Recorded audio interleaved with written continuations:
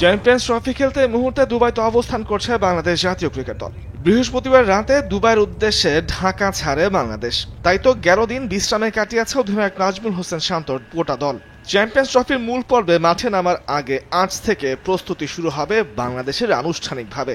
দুবাইয়ের 5 তারকা hotel the ময়দানে উঠেছে টাইগাররা তাদের অনুশীলন venue ICC cricket academy ground.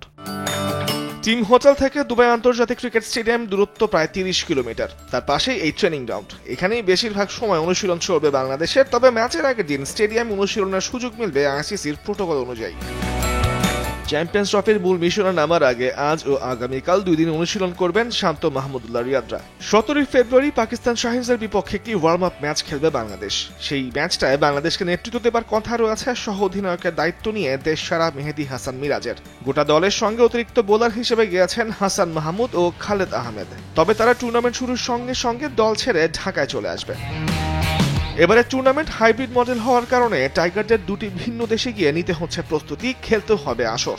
সংযুক্ত আরব আমিরাতে দুবাইয়ে আগামী 20 ফেব্রুয়ারি ভারতের বিপক্ষের মাঠে নামবে বাংলাদেশ। সেজন্য শান্তদের আগে দুবাই ভ্রমণ করতে হয়েছে। ভারতের বিপক্ষে ম্যাচ দিয়ে শুরু হবে বাংলাদেশের চ্যাম্পিয়ন্স ট্রফির মিশন। দুবাই পর্বের পর শান্ত, মুশফিক, রিয়াদদের গন্তব্য পাকিস্তান। ভারত ম্যাচ শেষে 21 ফেব্রুয়ারি দুবাই থেকে পাকিস্তানের রাওয়ালপিন্ডিতে উড়াল দেবে শান্ত বাহিনী। সেখানে 24 ফেব্রুয়ারি নিউজিল্যান্ডের মুখোমুখি হবে তারা। তার আগে রাওয়ালপিন্ডিতে চলবে অনুশীলন। এরপর 27 ফেব্রুয়ারি গ্রুপ পর্বে নিজেদের শেষ ম্যাচে বাংলাদেশ মাঠে নামবে স্বাগতিক পাকিস্তানের বিপক্ষে, আর ভেন্যু সেই রাওয়ালপিন্ডি।